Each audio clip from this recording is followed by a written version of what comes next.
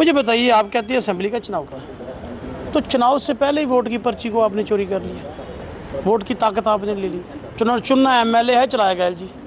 तो मैं बताऊं, मैं कल को कोई भी एमएलए हो सकता है, बीजेपी के एमएलए हो सकते हैं, वो भी सरकार में आ सकते हैं, तो वो करेंगे क्या जब उनके साथ कोई उनकी बात करने के लिए तैयार नहीं, उनको मानने के लिए तैयार नहीं, उनको कहने के लिए तैयार नहीं।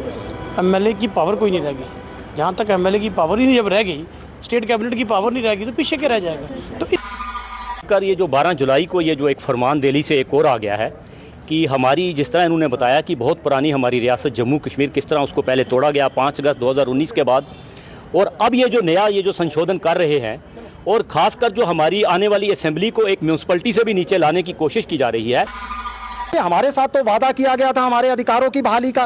को याद दिलाऊं, जब धारा 370 5 अगस्त 2019 को जम्मू कश्मीर से हटाई गई थी, शिवसेना उसके अंदर मुख्य घटक दल थी केंद्र सरकार के साथ। हमारे साथ तो ये वादा किया गया था, एक संविधान एक निशान। उसके बाद जो सबज भाग हमें दिखाए गए थे, हमें तो वादा किया गया था कि जम्मू कश्मीर विकास की राह पर दौड़ता हुआ दिखाई देगा। जम्मू कश्मीर के युवाओं को जो है रोजगार की बरसात होगी, उनके ऊपर यहाँ बड़े बड़े निवेश होंगे।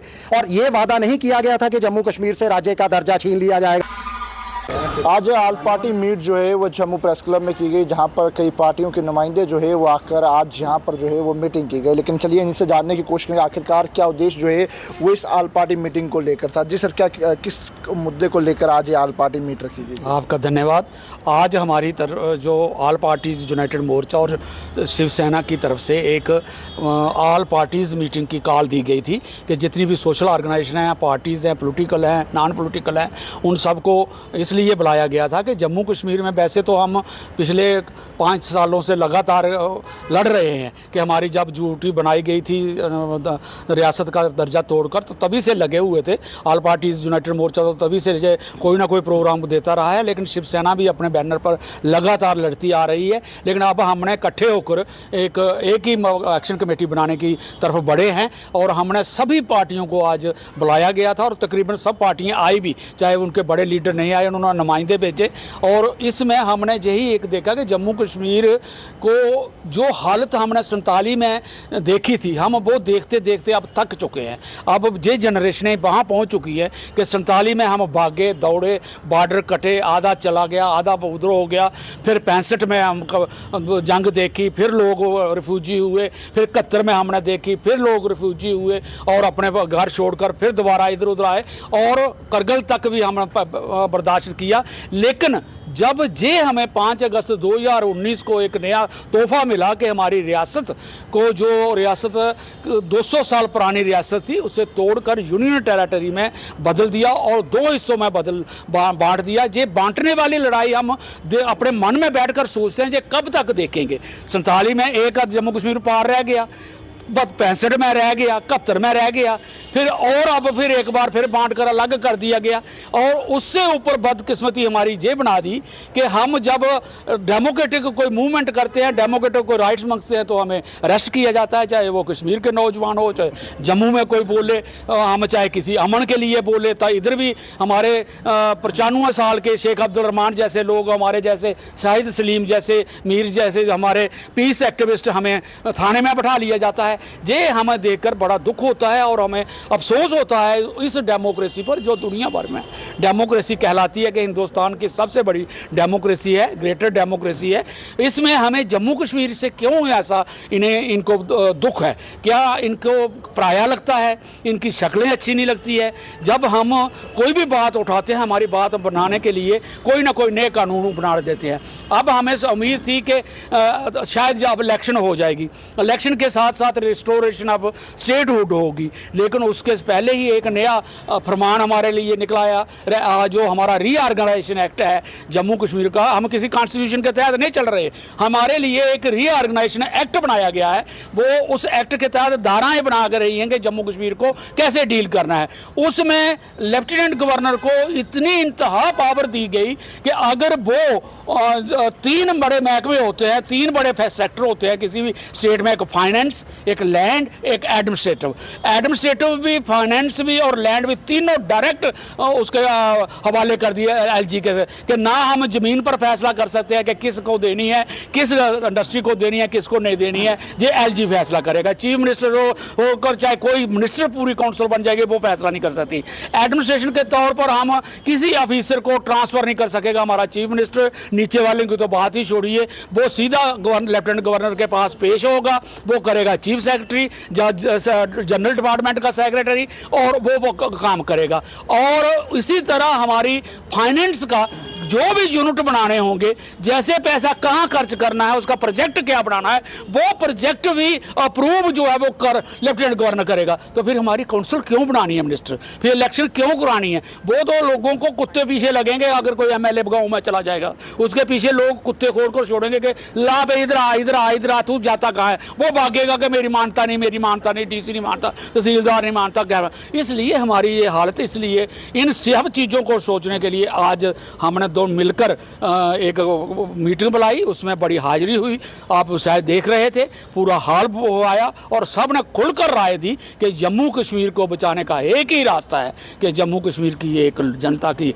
एक ऐसी ऑर्गेनाइजेशन बने, एक ऐसा फ्रंट बने, एक ऐसी एक्शन कमेटी बने, और वो फिर शांतिपूर्ण आंदोलन, बिल्कुल पीसफुल आंदोलन करेंगे। उस आंदोलन की जो भी कड़ी हमें उठाना पड़ेगी, हम वो एक्शन कमेटी में पास करेंगे और उसको उठाएंगे। धन्यवाद। और भी लोग हैं, इनसे भी बात नहीं जी, क्या कहना चाहेंगे? आज ये मीटिंग हुई है, देखिए, जो हमारे ऑल पार्टीज़ यूनाइटेड मोर्चा, जैसे खजूरिया साहब ने बताया, जो कि हमारे कन्वीनर है, और ख़ासकर ये जो 12 जुलाई को ये जो एक फरमान दिल्ली से एक और आ गया है कि हमारी, जिस तरह इन्होंने बताया कि बहुत पुरानी हमारी रियासत जम्मू कश्मीर, किस तरह उसको पहले तोड़ा गया 5 अगस्त 2019 के बाद, और अब ये जो नया ये जो संशोधन कर रहे हैं, और ख़ासकर जो हमारी आने वाली असेंबली को एक म्यूनसिपलिटी से भी नीचे लाने की कोशिश की जा रही है। और आज आप देखिए कि जम्मू के लोग उठ खड़े हुए हैं, जिस तरह से जम्मू की आवाम के डेमोक्रेटिक हकूक़ को डिसएम्पावर किया जा रहा है, उसके ख़िलाफ़ आज जम्मू के लोग उठ चुके हैं। और यही नतीजा था कि आज यहाँ प्रेस क्लब में हमारी ये जो शिवसेना हमारा कॉन्स्टिट्यूएंट है, एक बहुत इंपॉर्टेंट, उन्होंने जो इनिशिएटिव लिया, और यहाँ पे तमाम जो इंटेलेक्चुअल, तमाम पॉलिटिकल पार्टीज़ के रिप्रेजेंटेटिव, ट्रेडर्स, तमाम लोग यहाँ आए थे, और हमने ये फैसला किया है कि आने वाले दिनों में हमने 30 जुलाई तक अल्टीमेटम दिया है भारत सरकार को कि वो इस अमेंडमेंट को वापस ले, असेंबली इलेक्शन करवाने से इससे पहले इसको वापस ले, हमारी स्टेट को रिस्टोर किया जाए जम्मू कश्मीर को। और अगर नहीं करेंगे तो हम, जैसे खजूरिया साहब ने बताया, कि हम सब मिलजुल के एक पीसफुल प्रोटेस्ट करेंगे, हम अपना जो प्रोटेस्ट है वो लाज करेंगे और अपने हकूक़ के लिए लड़ते रहेंगे। मनीष साहनी जी इस वक्त मेरे साथ है, इनसे बात करेंगे। मनीष जी, क्या लग रहा है ये मीटिंग करने के बाद अब एडमिनिस्ट्रेशन तक आवाज़ पहुंचेगी, जो डिमांड्स आपकी हैं वो फुलफिल हो पाएंगी? बिल्कुल होंगी। देखिए, जैसा कि बताया अभी आईडी खजूरिया साहब ने भी, इन्होंने भी, कि जम्मू कश्मीर शिवसेना यूबीटी इकाई की तरफ से, ऑल पार्टी यूनाइटेड मोर्चा की तरफ से संयुक्त रूप से एक प्रयास किया गया, और मुझे लगता है ये प्रयास अब घर घर में जाना चाहिए। हर घर में, हर वार्ड में, हर तहसील लेवल पर, हर डिस्ट्रिक्ट लेवल पर ये प्रयास होने चाहिए। कब तक हम अपने अधिकारों की जो है वो भीख मांगते रहेंगे? देखिए, हमारे साथ तो वादा किया गया था हमारे अधिकारों की बहाली का। को याद दिलाऊं, जब धारा 370 5 अगस्त 2019 को जम्मू कश्मीर से हटाई गई थी, शिवसेना उसके अंदर मुख्य घटक दल थी केंद्र सरकार के साथ। हमारे साथ तो ये वादा किया गया था, एक संविधान एक निशान। उसके बाद जो सबज भाग हमें दिखाए गए थे, हमें तो वादा किया गया था कि जम्मू कश्मीर विकास की राह पर दौड़ता हुआ दिखाई देगा, जम्मू कश्मीर के युवाओं को जो है रोजगार की बरसात होगी उनके ऊपर, यहाँ बड़े बड़े निवेश होंगे। और ये वादा नहीं किया गया था कि जम्मू कश्मीर से राज्य का दर्जा छीन लिया जाएगा। ये नहीं कहा गया था कि जम्मू कश्मीर के 2 टुकड़े कर दिए जाएंगे। अरे, आप तो अखंड जम्मू कश्मीर की बात करते थे, आप तो शिवसेना के साथ अखंड भारत की बात करते थे। आपने जम्मू कश्मीर के 2 टुकड़े कर दिए, जम्मू कश्मीर से राज्य का दर्जा छीन लिया। और अब हाल ही के अंदर जो 12 जुलाई को जम्मू कश्मीर पुनर्गठन अधिनियम के अंदर जो आपने संशोधन किए हैं, ये साबित करता है कि निकट भविष्य के अंदर जम्मू कश्मीर को अपने लोकतांत्रिक अधिकार, राज्य का दर्जा मिलने वाला नहीं है।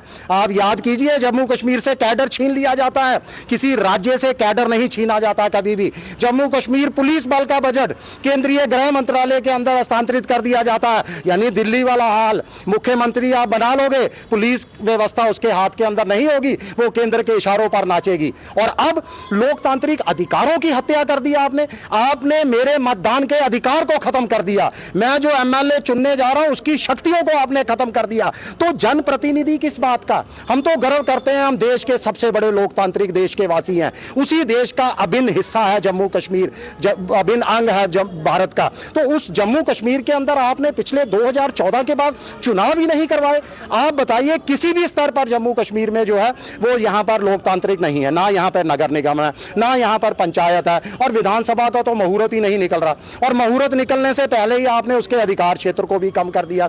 तो हम जो आज जो बैठक हुई है उसका नतीजा ये निकला है कि हम तमाम लोगों ने, देखिए इसके अंदर मैं तहे दिल से शुक्रिया अदा करूंगा कि कश्मीर की पार्टियां भी जो है इनके अंदर शिरकत किया, ना केवल राजनीतिक दलों ने बल्कि सोशल ऑर्गेनाइजेशन ने भी जो है यहाँ पर पहुंचे, वो स्पेशल कश्मीर से आए और अपनी राय रखी। सर्वदल समिति के साथ आज हमने एक रेजोल्यूशन पास किया है कि 30 तारीख का हम समय देते हैं केंद्र सरकार को, एलजी साहब को, केंद्र सरकार को, कि ये जो आपने संशोधन किए हैं इन संशोधनों को वापस लिया जाए, रोल बैक किया जाए। दूसरा, चुनावों की तिथियों की घोषणा से पहले जम्मू कश्मीर को राज्य का दर्जा लौटाया जाए।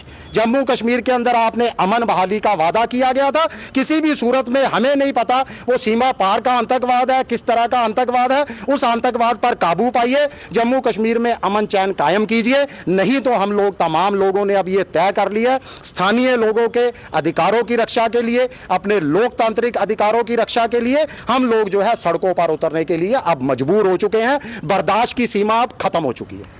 यानी कि बात करें, लोग सड़कों पर उतरने वाले हैं। पीडीपी से भी मेरे साथ सीनियर लीडर हैं। सर, क्या लग रहा है इस मीटिंग के बाद अब किस तरह से तमाम डिमांड्स जो है वो फुलफिल होंगी, जहां एलजी प्रशासन को और पावर्स दी गई हैं? देखिए, आज एक पहल की गई है शिवसेना बाल ठाकरे के ग्रुप की तरफ से कि आज ऑल पार्टी मीटिंग जम्मू में बुलाई है। इसमें अपोजिशन के सभी पार्टियाँ इकट्ठी थी और सिविल सोसाइटी के लोग थे, सोशल ऑर्गेनाइजेशन भी वहाँ इकट्ठी थी। भाई, हम तो 5 अगस्त 2019 को ही कहते थे कि हमारे साथ धोखा हो गया। हमारा तो एजेंडा है कि वो 5 अगस्त 2019 के पहले वाली पोजीशन बहाल की जाए। चलिए, आज जम्मू के लोगों को ये समझ तो आई है कि बीजेपी जो हम कहते थे कि बीजेपी हमारी सखी नहीं, आज वो क्लियर है। मुझे बताइए, आप कहते हैं असेंबली का चुनाव कराना है, तो चुनाव से पहले ही वोट की पर्ची को आपने चोरी कर लिया, वोट की ताकत आपने ले ली। चुनना एमएलए है, चलाएगा एलजी।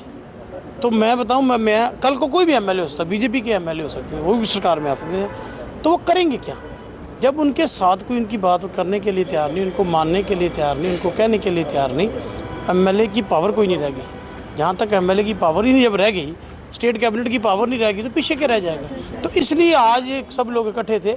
आज इकट्ठे होने के बाद हमने जो फैसला किया कि उसमें कांग्रेस थी, नेशनल कॉन्फ्रेंस थी, बीएसपी थी, पीडीपी थी और बहुत सारी पॉलिटिकल पार्टी थी और सिविल सोसाइटी के लोग थे। उन्होंने कहा कि सरकार को ये रोल बैक करना चाहिए, जो एलजी को पावर उन्होंने दी है वैसी नहीं करनी चाहिए।